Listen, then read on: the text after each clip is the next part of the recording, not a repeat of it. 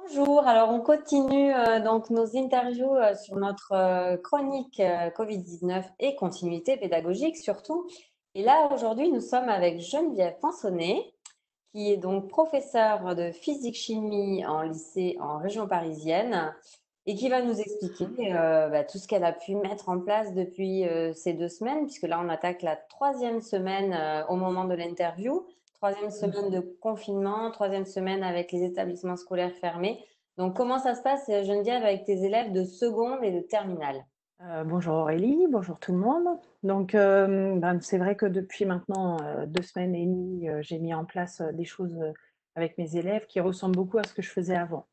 Donc moi déjà, ça fait 6 ans que je travaille en pédagogie inversée et j'ai pas mal d'outils numériques que j'utilise régulièrement avec les élèves. Donc, lorsqu'il a fallu un petit peu dans la précipitation annoncer aux élèves qu'on allait se retrouver confinés chez nous et qu'il fallait mettre en place de nouvelles stratégies, je leur ai expliqué qu'on allait continuer à faire comme avant, mais qu'il y aurait une petite différence, c'est qu'on ne se verrait pas en présentiel et que, on essaierait de trouver des moments pour travailler ensemble. Alors très vite, on nous a annoncé, l'existence des classes virtuelles. Donc ça a été le gros changement, mais pour tout le reste, ça a été, quasiment identique. Alors dans les outils que j'utilise, par exemple, j'utilise beaucoup, l'ENT, donc pour communiquer avec les familles, les élèves, leur indiquer certaines choses très générales, on va dire, j'utilise l'ENT, ce qui me permet de garder un lien avec eux. Et ensuite, nous, on est abonnés à Pronote. Donc via Pronote, je continue à indiquer le travail à faire et surtout, je leur donne, des rendez-vous pour les classes virtuelles. Donc je vais en parler juste après. Et puis l'ensemble de mes ressources, c'est comme d'habitude, en fait, se trouve sur Pearl Trees. Donc ça, c'est aussi un outil numérique qu'on utilise énormément, que nous avons découvert, nous, il y a 2 ans au lycée et qui, a vraiment été, plébiscité par les collègues. Et bon, comme je l'utilise de façon régulière avec les élèves, ça n'a rien changé. C'est-à-dire que j'y dépose mes documents de cours comme avant, j'y dépose des liens vers des vidéos, des animations diverses et variées, des ressources comme des exercices, des corrections d'exercices, des exercices type bac. Et donc, mes élèves, surtout de terminale, savaient exactement où aller chercher. Enfin, bon, pour mes élèves de seconde, c'est pareil. Donc, vraiment, on va dire que la méthodologie de travail reste la même, mais ensuite, c'est tout ce qui se passe autour sur comment gérer l'interaction avec eux qui est un petit peu différente. Je leur donne rendez-vous dans des classes virtuelles qu'on a montées assez vite avec eux, par la classe du CNED et ça se passe vraiment très bien. Donc après, bon, si vous voulez savoir plus, tout sur, la façon dont on s'est organisé, donc j'ai regardé l'emploi du temps de mes élèves et j'ai calé toutes les classes virtuelles sur les mêmes horaires que d'habitude pour éviter le télescopage avec, d'autres matières. Parce que ça a été vraiment le questionnement au lycée. Bon, ben, toi, tu veux faire des classes virtuelles. Alors certains collègues ne voulaient pas en faire, donc aucun problème. Mais toi, tu prends quelle heure, quelle heure? On a dit: le mieux, c'est de garder les horaires habituels pour essayer aussi de garder le rythme pour les élèves». Donc, par exemple, moi, le lundi à 8h10, je vois mes terminales. Alors au début, ça a été un peu difficile pour eux. Ils ont dit: «Oh, on voudrait bien venir plus tard». Je leur dis: «Non, non, parce que moi, je vais enchaîner les autres heures de cours». Alors par contre, comment dire? Je peux pas faire des classes virtuelles sur toutes les heures. Enfin, avec les terminales et les secondes, j'ai vraiment gardé mon emploi du temps et je fais, l'horaire, de classe. Mais il y a juste une des matières pour laquelle, pour l'instant, j'ai pas encore fait de classe virtuelle, c'est, en SNT, c'est, sciences numériques et technologies, que j'ai des groupes en seconde. Et de par le fonctionnement au lycée, en fait, je devais pile changer de groupe, donc avoir des élèves que je ne connais pas et là, pour l'instant, j'ai pas mis en place parce que je pense que la classe virtuelle a vraiment un intérêt si on connaît bien les élèves.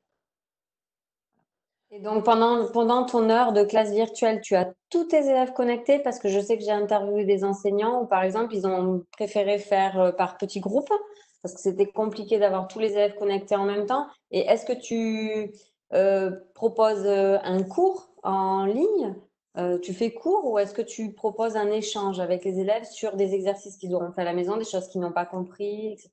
Mmh. Alors déjà, je convoque tous mes élèves et j'ai, vraiment un taux de présence, très, très fort qui est entre 90 et 95 des élèves. Donc Moi, en temps normal, je ne fais pas cours en classe. C'est-à-dire que comme je travaille en classe inversée, ils ont accès aux ressources à distance, donc que ce soit un cours en PDF ou un cours en vidéo. Et le temps que je consacre en classe, c'est plutôt un temps d'échange, d'exercices, d'activités, de tâches complexes. Donc, j'ai maintenu un petit peu ce modèle-là. Alors, je commence toujours ma classe virtuelle par un petit échange avec les élèves. Comment allez-vous? Alors ça, c'est très important. C'est-à-dire que dans les premiers temps, surtout la première semaine, les élèves étaient vraiment stressés avec ben, le confinement. Est-ce qu'on va finir le programme? Est-ce que on va réussir à se connecter? On a beaucoup de travail. Ça a été vraiment la problématique au départ. Donc, je passe toujours un petit moment en début d'heure pour leur demander comment ça va et une interaction ouverte. Vraiment, ça se gère très, très bien. C'est-à-dire que dans le système de la classe virtuelle, ils peuvent lever la main et allumer leur micro. Donc ça le passage de parole se passe vraiment très bien. Vraiment, j'ai pas de soucis. Alors il y en a qui n'osent pas parler, il y en a qui prennent la parole plus facilement, un petit peu dans une classe normale, mais il y en a qui s'expriment aussi dans le chat et vraiment ce petit temps d'échange au départ est bien. Ensuite, comme je leur ai demandé de lire des ressources en amont du cours, eh bien, je prends une partie du cours pour échanger, leur demander s'ils ont tout compris, s'ils n'ont pas compris, ce qu'ils n'ont pas compris.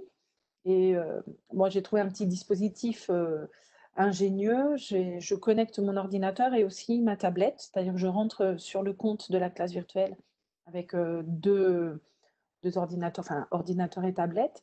Et grâce à la tablette et mon stylet, je peux écrire sur le tableau très facilement. Donc c'est un petit peu un moyen simple de leur donner des explications parce que juste mettre un tableau et essayer d'écrire, c'est pas facile à la souris.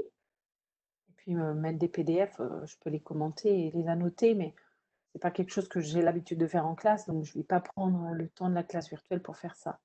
Et alors, tu parlais de petits groupes. Donc, moi, vraiment, je convoque tous mes élèves, mais comme je reproduis quand même ce que je fais en classe, à part bien évidemment tout ce qui est sciences expérimentales, que là, je ne peux pas faire, mais je reproduis ce que je fais en classe, c'est-à-dire que je les mets en groupe.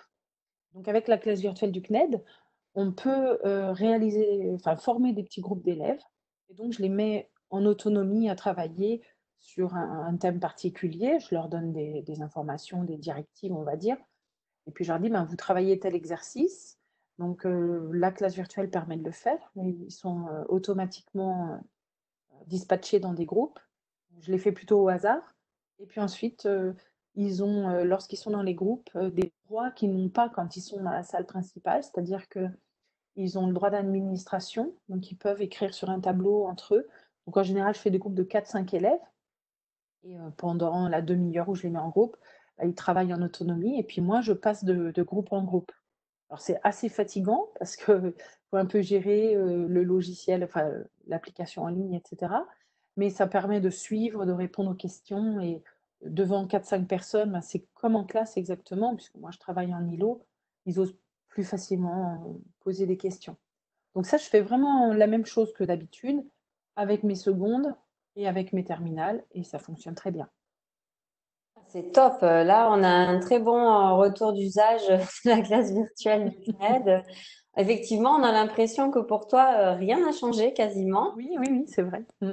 Donc, c'est génial. Après, sur le rendu des devoirs, des choses qu'ils doivent te rendre, c'est aussi sur Pearl Trees?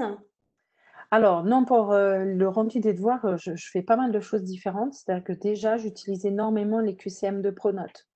Donc, bon, moi, j'ai une banque d'exercices, QCM, texte à trous et cetera sur Pronote depuis maintenant 6 ans que je travaille avec, cet outil-là et mes élèves sont tout à fait habitués, c'est-à-dire que c'est pas un outil nouveau non plus pour eux. Donc, je prépare des QCM, qui sont diagnostiques au départ, quand on commence un cours pour voir ce qu'ils ont compris ou pas du cours. Donc là, c'est à rendre pour une date donnée, ce n'est pas noté et ils le font en autonomie à la maison. Donc là, j'ai un bon taux de réponse aussi. Ensuite, je leur crée un QCM à partir de toutes les questions du cours, qu'ils peuvent faire en autonomie. Un moment où ils peuvent le faire en autonomie chez eux autant de fois qu'ils veulent. Et ensuite, je duplique ce QCM et je le fais en sommatif avec un choix au hasard de questions parmi toutes les questions qu'ils ont révisées.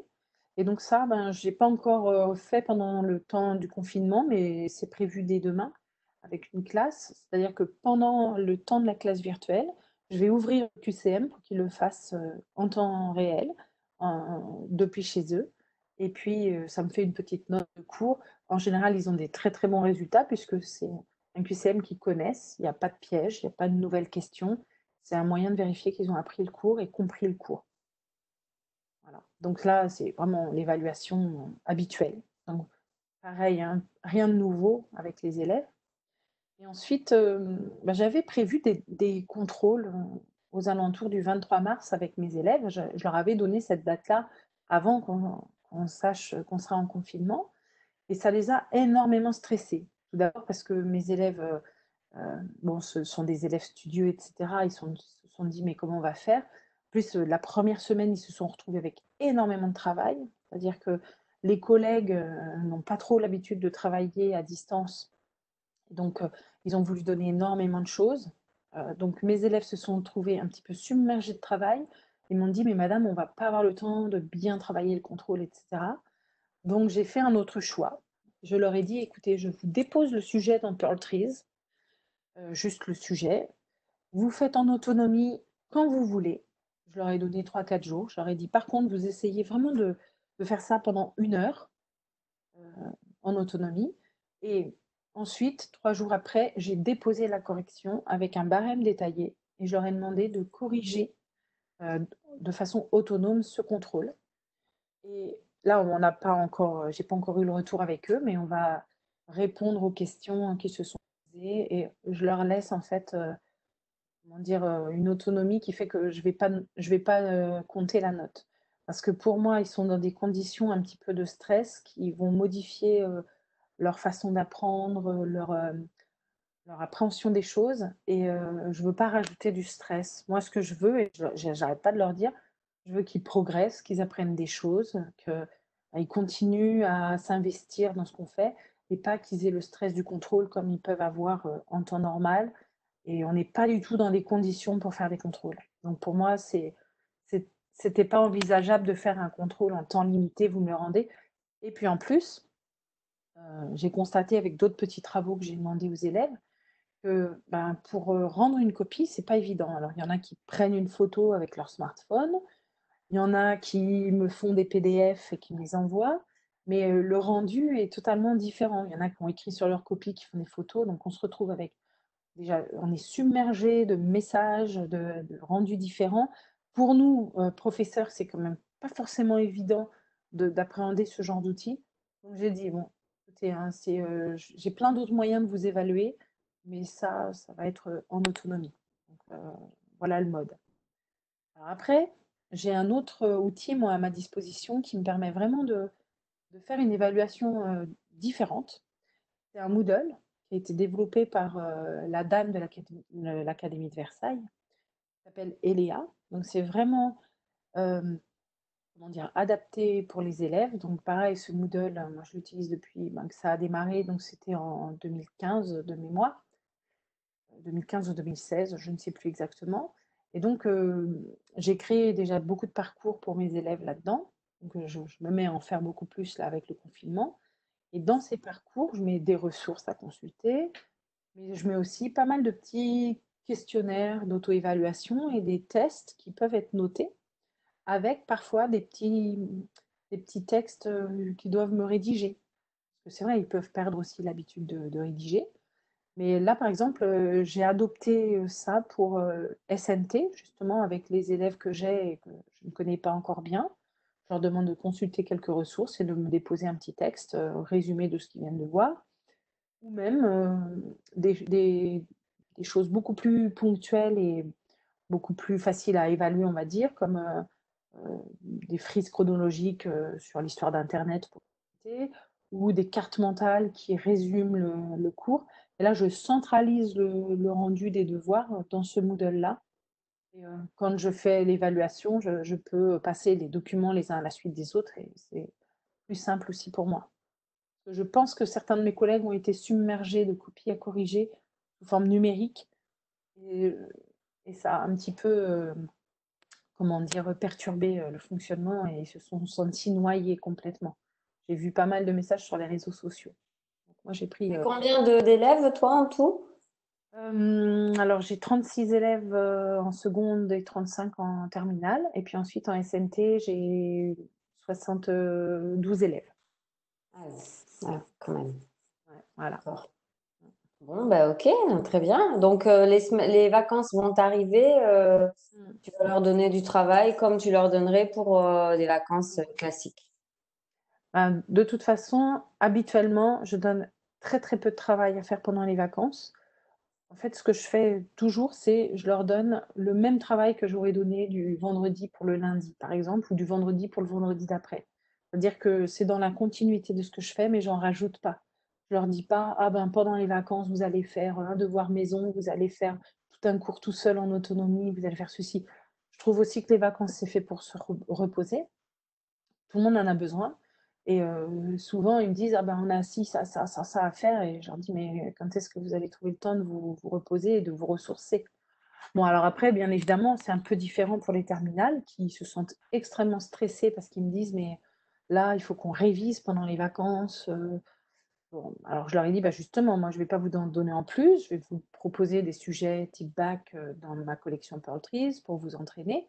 Chose qu'on a déjà faite depuis le début de l'année, hein. Sur chaque chapitre, ils ont déjà pas mal de ressources pour s'entraîner, mais je ne vais pas en rajouter en leur donnant une énorme quantité de travail, voilà.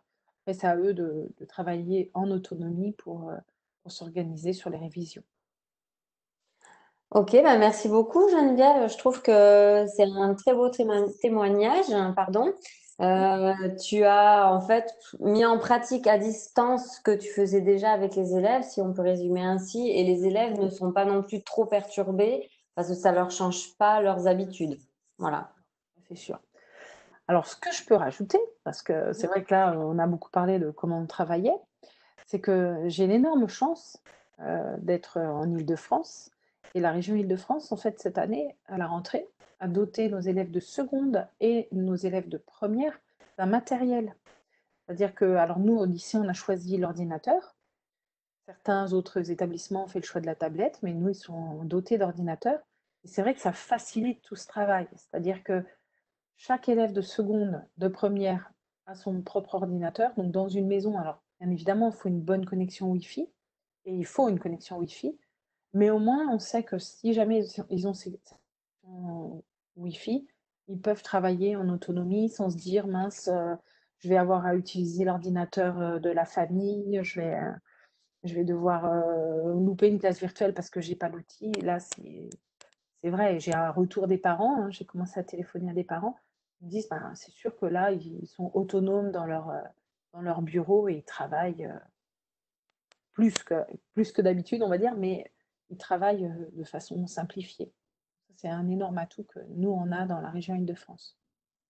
Je trouve ça bien aussi que tu puisses le rappeler, effectivement, puisque donc j'étais précédemment avec un autre enseignant qui me disait que certains élèves avaient que leur smartphone pour pouvoir travailler. Donc voilà, ça crée aussi bon, des inégalités parce que c'est difficile de travailler sur un smartphone, hein. L'écran est petit, on peut pas forcément imprimer. Donc c'est bien de le rappeler et puis je pense que ça peut faire plaisir aussi à la collectivité, la région Île-de-France qui a investi dans du matériel. Là, effectivement, en situation de crise et de confinement, le matériel a toute sa valeur. C'est bon Ben, pour toi, Geneviève, ou tu avais autre chose à rajouter? ah ben, si, j'ai un petit volet à rajouter, c'est que, ben, je suis référente numérique dans mon lycée. Donc c'est vrai que enfin, je connais pas mal les outils et cetera et pour moi, c'est facile.